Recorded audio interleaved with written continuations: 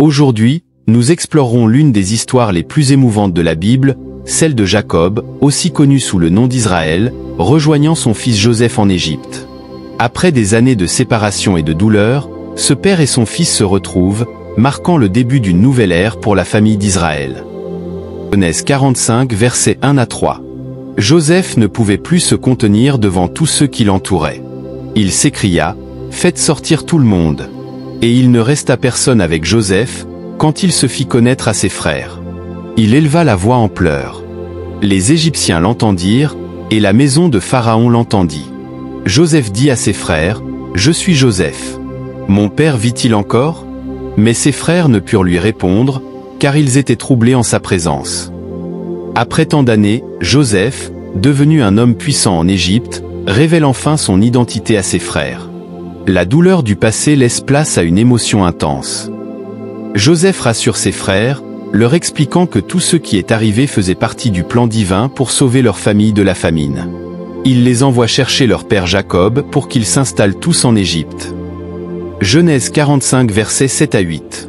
Dieu m'a envoyé devant vous pour vous faire subsister dans le pays et pour vous faire vivre par une grande délivrance. Ce n'est donc pas vous qui m'avez envoyé ici, mais c'est Dieu. Il m'a établi père de Pharaon, maître de toute sa maison et gouverneur de tout le pays d'Égypte. Les frères retournèrent auprès de leur père, Jacob, pour lui annoncer la nouvelle incroyable. Joseph, son fils bien-aimé qu'ils croyaient mort, est en vie et règne en Égypte. Genèse 45 verset 26. Ils lui dirent, Joseph vit encore, et même il est gouverneur de tout le pays d'Égypte. Mais le cœur de Jacob resta froid, parce qu'il ne les croyait pas.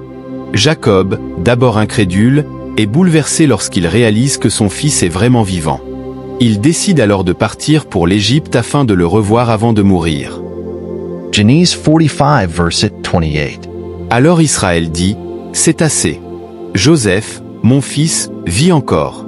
J'irai, et je le verrai avant que je meure. » En chemin, Jacob s'arrête à Beersheba pour offrir des sacrifices à Dieu. Là, Dieu lui parle en songe, le rassurant sur son voyage en Égypte et lui promettant que sa descendance deviendra une grande nation. Jacob et sa famille continuent leur voyage vers l'Égypte. À leur arrivée, Joseph monte dans son char pour rencontrer son père.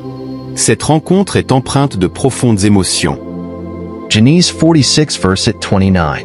Joseph attela son char et y monta pour aller en Goshen, à la rencontre de son père Israël. Dès qu'il le vit, il se jeta à son cou et pleura longtemps sur son cou. Jacob, rassuré de revoir Joseph, exprime enfin son soulagement et sa gratitude envers Dieu, se préparant à passer ses derniers jours en paix. Genèse 46 verset 30. Israël dit à Joseph, « Que je meure maintenant, puisque j'ai vu ton visage, et que tu vis encore. » Joseph présente ensuite son père et ses frères au Pharaon, et ils s'établissent dans le pays de Goshen, une région fertile où ils prospéreront. Genèse 46 versets 6 à 7. Ils prirent leurs troupeaux et les biens qu'il avait acquis au pays de Canaan, et vinrent en Égypte, Jacob et toute sa postérité avec lui. L'histoire de Jacob en Égypte marque le début d'une nouvelle ère pour la famille d'Israël, une période de prospérité qui se développera dans le pays d'Égypte. Cette histoire nous rappelle la fidélité de Dieu dans la réalisation de ses promesses et l'importance de la famille dans les moments de grande épreuve.